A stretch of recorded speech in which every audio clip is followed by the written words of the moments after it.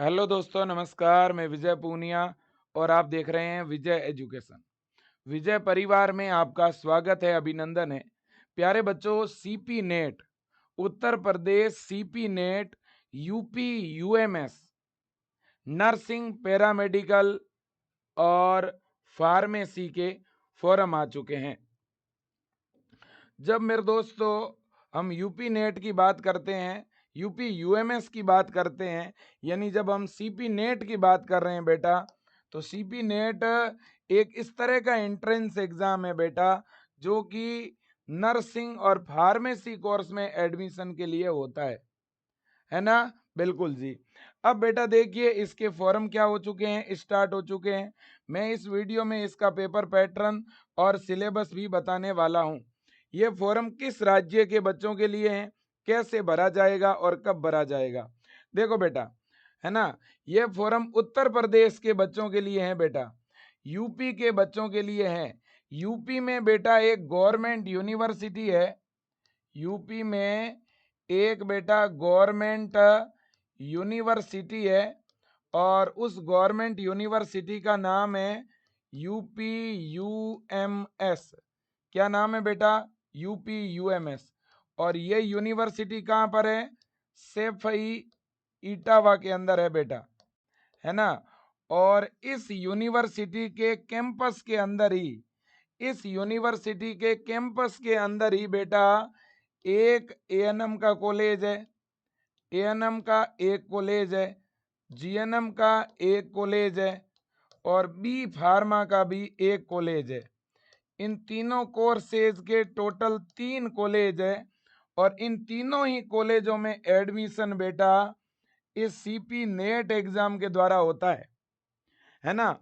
वैसे तो यूपी में बीएससी नर्सिंग के लिए जो एग्जाम होता है, बीएससी नर्सिंग में एडमिशन के लिए, उसे तो सी नेट बोलते हैं, है ना। लेकिन ये सी नेट नहीं है, ये सीपी नेट है बेटा। सी नेट का एग्जाम तो हो चुका है, सी नेट के थ्रू तो बीएससी नर्सिंग में एडमिशन मिलता है बेटा। और इसी यूपी यूएमएस कॉलेज के अंदर बेटा बीएससी नर्सिंग कोर्स भी होता है, लेकिन बीएससी नर्सिंग में एडमिशन जो है वो सी नेट के नंबरों के आधार पर ही मिलता है, ठीक है ना। लेकिन बेटा इस सीपी नेट के एग्जाम के आधार पर इस कॉलेज के अंदर एएनएम, जीएनएम और बी फार्मा में एडमिशन मिलता है बेटा, ठीक है कि नहीं? बिल्कुल जी। तो ये यूनिवर्सिटी हमेशा बेटा इन तीनों कोर्सेज में एडमिशन के लिए अलग से एग्जाम करवाती है। अब बेटा देखो, इसके फॉर्म आज ही निकले हैं, है ना। तो फॉर्म भरने की डेट 12 जून से 30 जून दी गई है। तो फॉर्म कब से कब तक भरे जाएंगे बेटा, तो हम देखते हैं, है ना। इसके जो फॉर्म है बेटा, और क्या सर एक बच्चा इन तीनों कोर्सेज के लिए फॉर्म अप्लाई कर सकता है? बिल्कुल कर सकता है ना। तो बेटा फॉर्म आ चुके हैं, फॉर्म भरने की डेट है 12 जून से 30 जून, बस ये डेट आप नोट कर लो, है ना। ये फॉर्म फिलिंग की डेट है। फॉर्म फिलिंग की जो लास्ट डेट है ना बेटा, वो आपकी 30 जून है। क्या है? 30 जून जो है फॉर्म भरने की बेटा लास्ट डेट है, फॉर्म भरने की लास्ट डेट है, ठीक है कि नहीं? बिल्कुल जी। अब देखिए, ये आपके सामने वेबसाइट है यूपी यूएमएस, वेबसाइट देखिएगा, है ना। वेबसाइट है बेटा यूपी यूएमएस, है ना। देखिए UPUMS.AC.in, इस वेबसाइट पर फॉर्म भरे जा रहे हैं। ओके भाई, फॉर्म कौन भर सकता है जी? तो देखो नियम क्या है। सीपी नेट 2025 में केवल वही परीक्षार्थी आवेदन कर सकते हैं जो उत्तर प्रदेश के निवासी हैं, अथवा जिन्होंने 10वीं और 12वीं उत्तर प्रदेश से की है। तो फॉर्म यूपी के जो मूल निवासी है, जो बच्चे यूपी के मूल निवासी है, एक तो वो फॉर्म भर सकते हैं, और दूसरा अदर स्टेट के ऐसे बच्चे भी फॉर्म भर सकते हैं जिन्होंने 10th और 12th, ये 2 क्लास जो है यूपी से की है। अगर कोई अदर स्टेट का है और उसने 10वीं और 12वीं यूपी से की है, तो वो भी इसका फॉर्म भर सकता है। और यूपी का जो मूल निवासी है वो भी इसका फॉर्म लगा सकता है। ओके, अब अगले पॉइंट पे चलेंगे। अगला पॉइंट ये है कि भाई योग्यता क्या है, कौन फॉर्म भर सकता है, और ये कोर्स किस तरह के कोर्स हैं। बेटा देखो, एएनएम तो 2 वर्ष का डिप्लोमा है जो केवल लड़कियां ही इसका फॉर्म भर सकती है, ओनली गर्ल, केवल लड़कियां ही फॉर्म भर सकती है। जीएनएम जो है बेटा ये 3 वर्ष का डिप्लोमा है ना, इसका फॉर्म बॉयज एंड गर्ल्स दोनों भर सकते हैं। और बी फार्मा जो है बेटा ये 4 वर्ष की डिग्री है, इसका फॉर्म भी लड़का और लड़की दोनों ही भर सकते हैं। ठीक है ना बेटा, बिल्कुल जी। इन तीनों के लिए 3 अलग अलग फॉर्म नहीं भरना है, इन सभी कोर्सेज के लिए एक साथ ही फॉर्म भरा जाएगा, एक साथ ही एग्जाम होगा। ठीक है ना, बिल्कुल जी। अब देखिए बेटा, अब अगर हम बात करें कि सर योग्यता क्या है, कौन इन कोर्स के लिए एलिजिबल है। जैसे एएनएम की अगर मैं बात करूं तो एएनएम का फॉर्म सारे 12th पास आउट बच्चे भर सकते हैं, भले ही आपके 12th में बायो है, मैथ है, आर्ट्स है, कॉमर्स है, एग्रीकल्चर है, सारे बच्चे एएनएम का फॉर्म भर सकते हैं। बस शर्त यह है कि आप फीमेल होने चाहिए, मतलब केवल लड़कियां फॉर्म भर सकती है, 12th पास आउट कोई भी लड़की फॉर्म भर सकती है एएनएम का। जीएनएम की अगर मैं बात करूं तो जीएनएम का 12th पास आउट कोई भी लड़का या लड़की फॉर्म अप्लाई कर सकता है, चाहे वो साइंस का हो, मैथ का हो, आर्ट्स का हो, कॉमर्स का हो, एग्रीकल्चर का हो। इसी तरह से बी फार्मा, बी फार्मा एक ऐसा कोर्स है जो केवल साइंस के बच्चों के लिए है भाई, ये कोर्स केवल साइंस के बच्चों के लिए है। साइंस का बायो वाला, साइंस मैथ वाला ही फॉर्म भर सकेगा बी फार्मा का, आर्ट्स वाला नहीं भर सकता, लड़का लड़की दोनों इसका फॉर्म लगा सकता है। ठीक है ना, बिल्कुल बेटा। अब अगर मैं बात करूं देखिए बच्चों, इससे आपको बात समझ में आ जाएगी। ठीक है ना, अब जैसे अगर मैं एग्जाम्पल के तौर पर बताऊं आपको, है ना, मैं एग्जाम्पल के तौर पर बताऊं, आप जैसे मेरे से पूछोगे कि विजय सर आप ये बताओ कि अगर कोई साइंस का बच्चा है, अगर कोई साइंस का बच्चा है जिसके 12th में या तो बायो है और या मैथ है ना, तो बेटा वो इन तीनों कोर्सेज के लिए अप्लाई कर सकता है। अगर अगर साइंस मैथ का या साइंस बायो का कोई गर्ल्स हैं, लड़की हैं बेटा, है ना, तो वो बी फार्मा, जीएनएम और एएनएम तीनों का फॉर्म एक साथ ही भरा जाएगा। तीनों के लिए एक ही एंट्रेंस एग्जाम होगा और वो आपको देना है। एंट्रेंस एग्जाम देने के बाद जब काउंसलिंग होगी बेटा, अगर आपके बहुत अच्छे नंबर हो तो आप जीएनएम में एडमिशन ले लेना, अगर जीएनएम में नहीं हो तो बी फार्मा में ले लेना, बी फार्मा में नहीं हो तो एएनएम में ले लेना। तो फॉर्म भरो तब तीनों कोर्स पे टिक करना है। अगर आप बायो की या मैथ की गर्ल्स हो तो आप तीनों कोर्स पे टिक करना बेटा, और अगर आप बायो या मैथ के बॉयज हो, बॉयज कैंडिडेट हो, तो बेटा आप बी फार्मा और जीएनएम इन 2 कोर्स के लिए योग्य हो, क्योंकि एएनएम तो लड़कियों के लिए है। तो आप इन दोनों पे टिक कर देना बेटा फॉर्म भरते समय। समझ में आ गई बात? ठीक है, और जब भी एग्जाम होगा तो इन दोनों के लिए एक ही आपका एग्जाम लगेगा, और जब एग्जाम के बाद काउंसलिंग होगी तो उस समय आपके अच्छे नंबर हो तो जीएनएम में एडमिशन ले लेना, नंबर थोड़े कम हो तो बी फार्मा में एडमिशन ले लेना। ओके बेटा, बिल्कुल जी। अब इसी तरह से बेटा अगर कोई बच्चा आर्ट्स का है, आर्ट्स का अगर कोई बच्चा है तो आर्ट्स की अगर कोई लड़की है, गर्ल्स हैं, तब तो वो एएनएम और जीएनएम इन दोनों कोर्सेज पर आप टिक कर देना फॉर्म भरते समय बेटा। और फिर एग्जाम के बाद जिसमें भी आपका एडमिशन हो आप एडमिशन ले लेना। और अगर आप बॉयज कैंडिडेट हो, आर्ट्स के अगर आप बॉयज हो तो आप केवल जीएनएम पे ही टिक कर पाओगे, आप केवल जीएनएम के लिए ही अप्लाई कर पाओगे। ठीक है बेटा, बिल्कुल, आर्ट्स हो चाहे कॉमर्स हो चाहे एग्रीकल्चर हो, है ना, बिल्कुल जी। अब देखो बेटा इतनी बात हो गई समझ में, अब अपन बात करेंगे कि सर फॉर्म का फीस क्या लगेगा। देखो बेटा, अगर हम फॉर्म फीस की बात करें ना, अगर फॉर्म फीस की बात करें तो ये फॉर्म की फीस लगेगी बेटा, आप देख सकते हो ये रहेगी फॉर्म की फीस, है ना, फॉरम की जो फीस है वो ये रहने वाली है बेटा, है ना, 3,000 रुपये जो है वो तो ओबीसी, जनरल और ईडब्ल्यूएस के लिए हैं। ओबीसी, जनरल और ईडब्ल्यूएस के लिए 3,000। 3,000 अगर आपकी कैटेगरी ओबीसी है या ईडब्ल्यूएस है या जनरल है, और आपकी फीस 2,000 रुपये लगेगी अगर आपकी कैटेगरी एससी है या एसटी है ना। ये बात आप समझ लीजिएगा।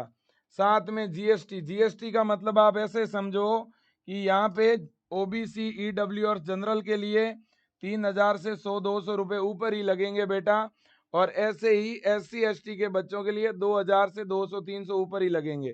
ठीक है ना बेटा, बिल्कुल जी। इतनी बात समझ में आ गई क्या? बिल्कुल आ गई। अब इसके बाद में डॉक्यूमेंट, फॉर्म भरने के लिए कौन से डॉक्यूमेंट की जरूरत रहेगी?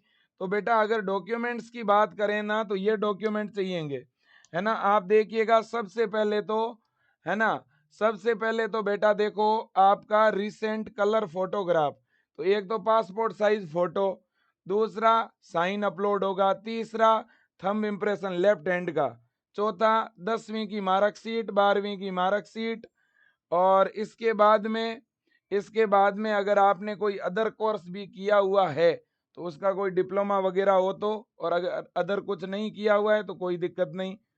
और इसके अलावा आपका जाति प्रमाण पत्र, कास्ट सर्टिफिकेट और मूल निवास प्रमाण पत्र। ठीक है ना बेटा, बिल्कुल जी। और आपकी कोई सब कैटेगरी है और कोई सब कैटेगरी का सर्टिफिकेट है तो वो भी आपके पास हो तो बढ़िया बात है, नहीं हो तो कोई दिक्कत नहीं है। ठीक है ना, बिल्कुल। तो ओवरऑल अगर देखा जाए तो फोटो, साइन, थंब प्रिंट,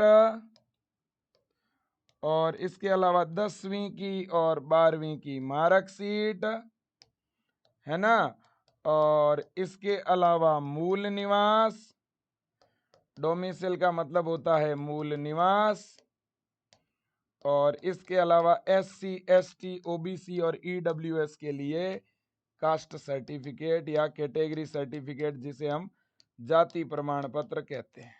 बस ये कागज चाहिए, ये डॉक्यूमेंट चाहिए, है ना। फोटो बच्चों पासपोर्ट साइज रंगीन फोटो होना चाहिए। फोटो के नीचे आपका नाम होगा तो भी चलेगा, नाम नहीं होगा तो भी चलेगा। ओके, बिल्कुल।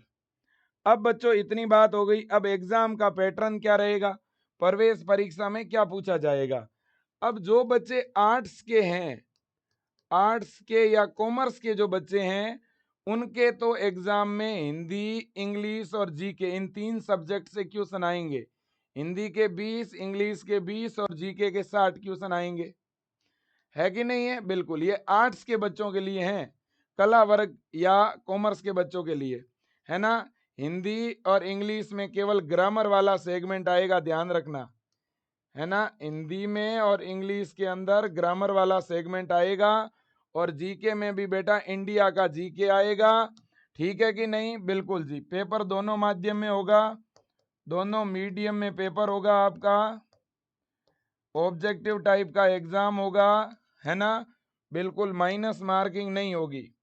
अब इसके बाद में जो साइंस के बच्चे हैं, जो साइंस के स्टूडेंट हैं, मैथ के या बायो के, मैथ या जो बायो के स्टूडेंट हैं उनके लिए, मैथ के बच्चों के लिए मैथ के 34 क्वेश्चन रहेंगे, बायो के बच्चे के लिए बायो के 34 रहेंगे, फिर केमिस्ट्री के 33, फिजिक्स के 33।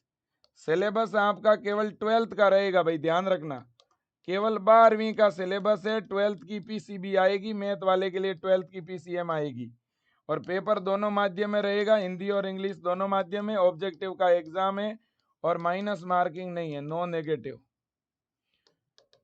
ठीक है ना बेटा, तो ये आपका एग्जाम का पैटर्न रहेगा, बात आप समझ ही रहे होंगे। और इसकी तैयारी हम कहाँ से करें सर? तो बेटा इसकी तैयारी आप विजय एजुकेशन ऐप से कर सकते हैं। विजय एजुकेशन ऐप के ऊपर जो आर्ट्स का बच्चा है ना, जो बच्चे आर्ट्स के हैं या जो बच्चे कॉमर्स के हैं, है ना, और जो एएनएम जीएनएम करना चाह रहे हैं आर्ट्स या कॉमर्स वाले बच्चे, उनके लिए तो ये रमन बैच है, आपको रमन बैच ज्वाइन कर लेना है। और जो साइंस के बच्चे हैं, साइंस के बच्चे, साइंस के बच्चों के लिए भी ये रमन बैच ही है, 390 रुपए इसकी फीस है। रमन बैच के अंदर हमने साइंस के बच्चों के लिए एक फोल्डर बनाया हुआ है जिसमें फिजिक्स, केमिस्ट्री, बायो की क्लास मिल जाएगी, और आर्ट्स के बच्चों के लिए भी फोल्डर बना हुआ होगा जिसमें आपको इंग्लिश की क्लास भी मिलेगी, हिंदी की क्लास भी मिलेगी और जीके भी मिलेगा, है ना। इसमें इस बैच में और भी अदर सब्जेक्ट भी डले हुए हैं, लेकिन आपको अदर सब्जेक्ट नहीं पढ़ने हैं, जैसे मैथ वगैरह भी होगी, लेकिन वो नहीं पढ़ना। जो आपका सिलेबस है आपको वही पढ़ना है, और इसकी फीस बहुत कम है, 390 रुपये फीस ही रखी है हमने।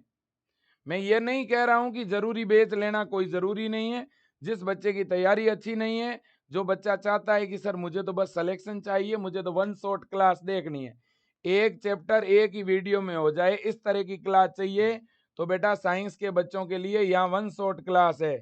1 महीने के अंदर आपका पूरा सिलेबस कवर हो जाएगा, इतना मैं भरोसा, 1 महीने की जरूरत ही नहीं होगी, 20 डेज कह रहा हूं मैं, 20 दिन के अंदर आपका सिलेबस कवर हो जाएगा साइंस वालों का, इतना मैं भरोसा दिला रहा हूं। क्योंकि फिजिक्स की भी कितनी क्लास है, 15 से 20 क्लास फिजिक्स की है, 15 से 20 क्लास केमिस्ट्री की है, और 15 से 20 क्लास ही बायो की है।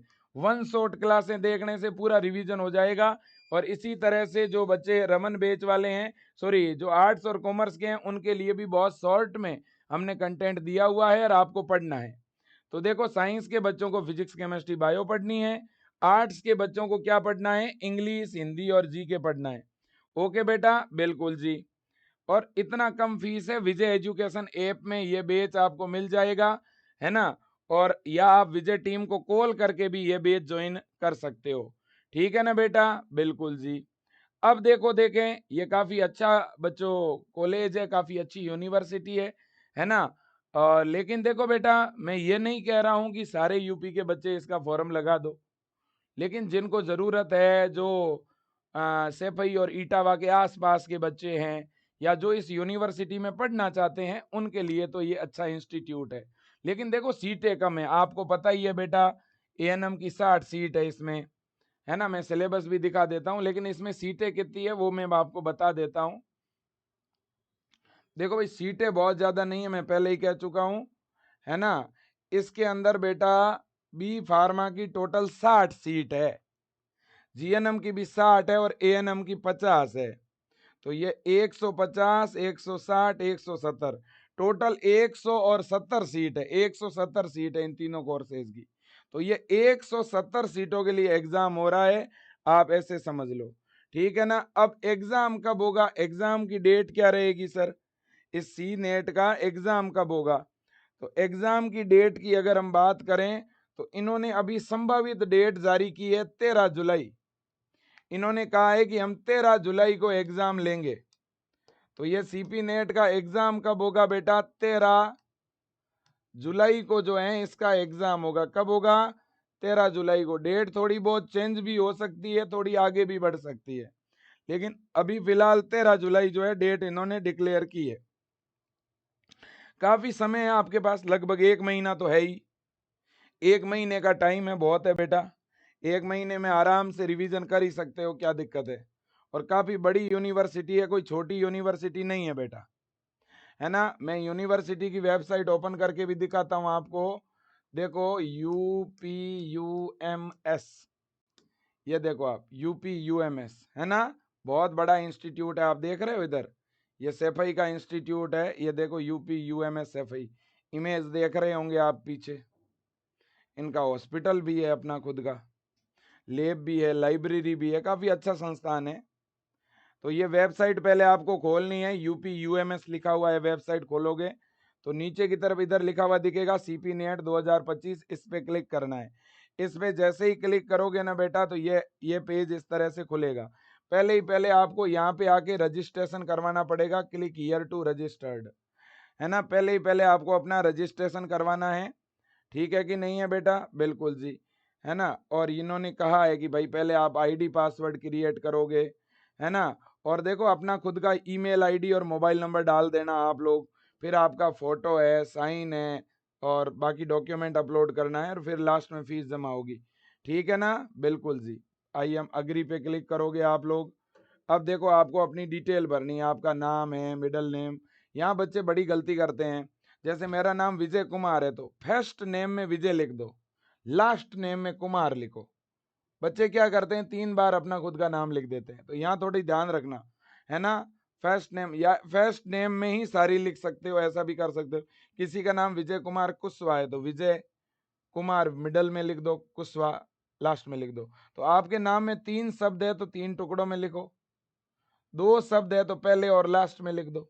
हाँ, अब फादर नेम तो पूरा ही इसमें आएगा जो भी है, मदर नेम आएगा, डेट ऑफ बर्थ है आपका, मैरिटल स्टेटस आपको बताना है, मोबाइल नंबर बताना है, ईमेल एड्रेस बताना है ना। हाँ जी, इसके बाद में बेटा जनरेट ओटीपी पे क्लिक करोगे, आपके ऊपर ओटीपी आएगा, वो ओटीपी डाल दोगे, फिर ये कैप्चा डाल दोगे, फिर वेरीफाई पे क्लिक करना है आप लोगों को।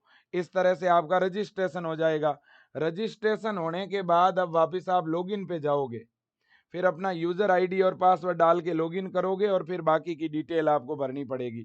तो इस तरह से आपका फॉर्म 2 स्टेप में भरा जाएगा। पहले रजिस्ट्रेशन होगा, रजिस्ट्रेशन करने के बाद आप लॉगिन करके बाकी डिटेल भरोगे। ठीक है ना बेटा, बहुत ही सिंपल सा सिस्टम है। कोई भी बच्चे को कुछ भी दिक्कत हो तो आप जरूर हमें बताइए, मैं पूरी आपकी मदद करूंगा, कोई दिक्कत होने भी नहीं दूंगा। ये इसका सिलेबस है, आप देख सकते हो बेटा, सिर्फ 12th का सिलेबस है, मैं पहले ही बता चुका हूँ। फिजिक्स में भी जो 12th के चैप्टर है वही चैप्टर है आपके, केवल 12th आपको पढ़नी है। केमिस्ट्री में भी देख लो, 12th वाले चैप्टर है, सारे के सारे कौन से चैप्टर है, 12th के चैप्टर है ना, बिल्कुल। और अगर मैं बायो की बात करूँ ना, तो बायोलॉजी में भी 12th का चैप्टर है। देखो, रिप्रोडक्शन है, ह्यूमन रिप्रोडक्शन है, रिप्रोडक्टिव हेल्थ है, जेनेटिक्स है, इवोल्यूशन है ना, human welfare, human health and disease है, microbe in human welfare, biotechnology और इकोलॉजी, बस, है ना। हाँ जी, 12th का ही सिलेबस है। मैथ वाले बच्चों के लिए 12th की मैथ है ना। अब अगर आर्ट्स के बच्चों की बात करूं तो ये इंग्लिश के अंदर आप देख लो, टेंस, प्रीपोजिशन है ना, कंजक्शन है, एक्टिव पैसिव है ना, ये आपके सिनोनॉम्स एंटोनॉम्स है ना। इसी तरह से होमोफोन्स है, होमोनॉम्स है, आइडियम फ्रेजेस और कॉमन एरर है, सेंटेंस के टाइप है, एडजेक्टिव है ना। इसी तरह से डायरेक्ट इनडायरेक्ट है बेटा, है ना, रीअरेंजमेंट है ना, और इसके अलावा आर्टिकल्स है ना। 15 टॉपिक है इंग्लिश के। फिर हिंदी में वर्ण विचार, शब्द विचार, उपसर्ग, प्रत्यय, संज्ञा, सर्वनाम, विशेषण, क्रिया विशेषण, कारक क्रिया, समास, स्वर, व्यंजन संधि, विसर्ग संधि, वाक्य, वर्तनी सुधार, अलंकार, विराम चिन्ह, मुहावरे और लोकोक्तियां। डीआर सारण सर बेटा हिंदी पढ़ा रहे हैं रमन बैच के अंदर, इतनी जबरदस्त हिंदी है, आपका 1 नंबर नहीं कटेगा और आपको गवर्नमेंट सीट मिल जाएगी। आर्ट्स के बच्चों को तो ये फॉर्म जरूर भरना है। आर्ट्स वाले बच्चे मेरी बात ध्यान से सुन रहे हो आप लोग, आप रमन बैच ज्वाइन कर लेना अभी के अभी, रमन बैच, ठीक है, ये मैं आपको कहना चाह रहा हूँ। और जितने भी बाकी जो मेरे उत्तर प्रदेश के बच्चे हैं जिन्होंने अटल बैच अगर लिया हुआ है ना, तो आप अटल बैच से भी तैयारी कर सकते हो, कोई दिक्कत नहीं है। साइंस वाले बच्चों ने अगर अटल बैच लिया हुआ है तो उससे भी तैयारी कर सकते हो, अगर पुराने वाला अटल बैच आपका ले रखा है तो आपने। आर्ट्स के बच्चों को ये वाला बैच जरूर ज्वाइन करना है। अब है जीके।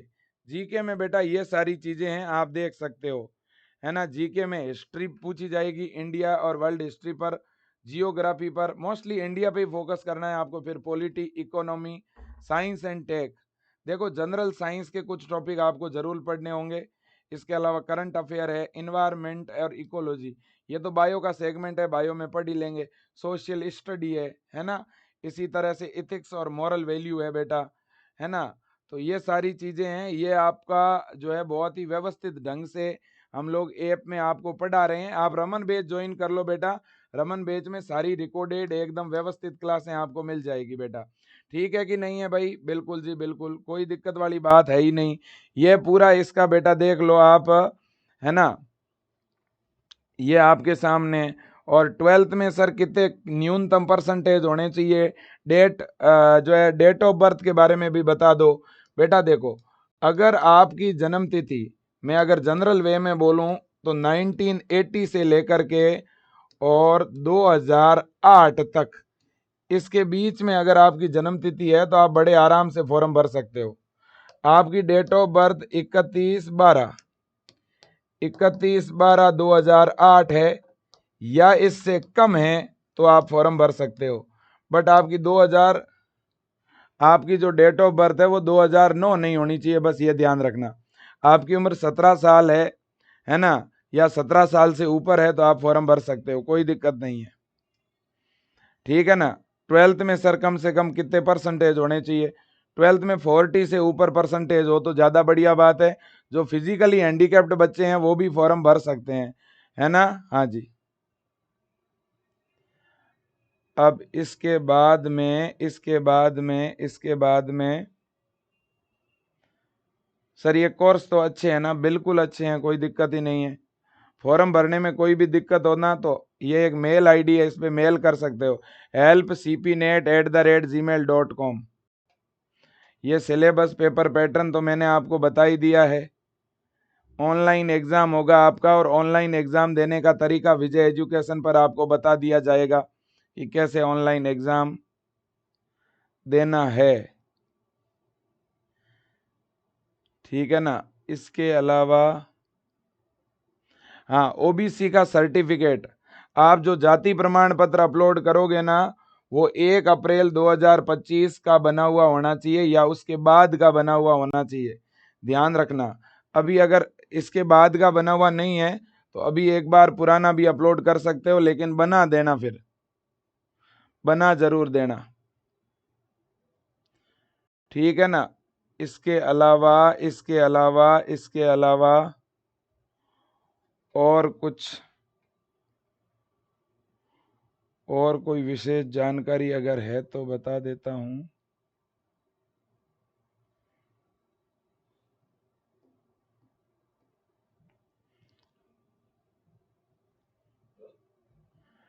और एक सेकंड और देख लेते हैं अपन, और आपके लिए कोई विशेष point point point point point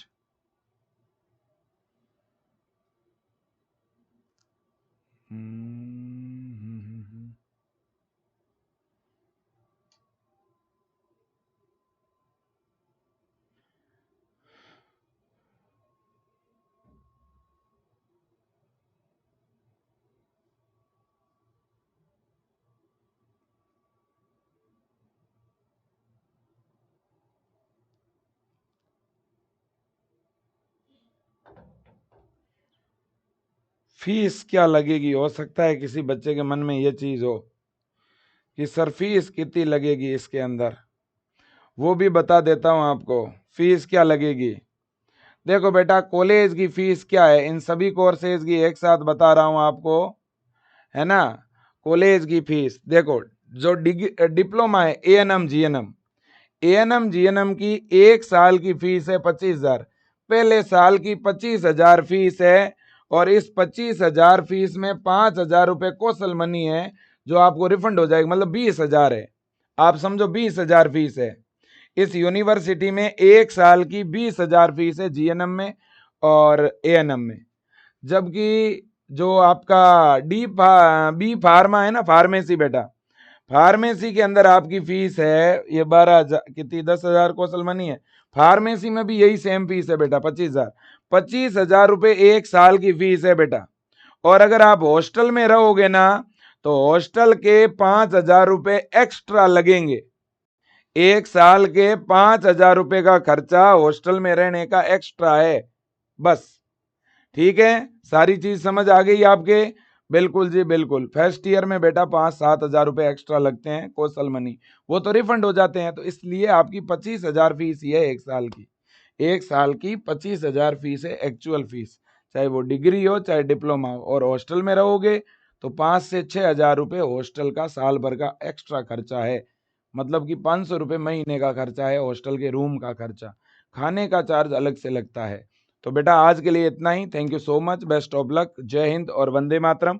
again बहुत बहुत धन्यवाद। इस वीडियो को शेयर करें हर बच्चे तक, हर गांव तक, हर स्टेटस पर ये वीडियो डालो। धन्यवाद सभी का।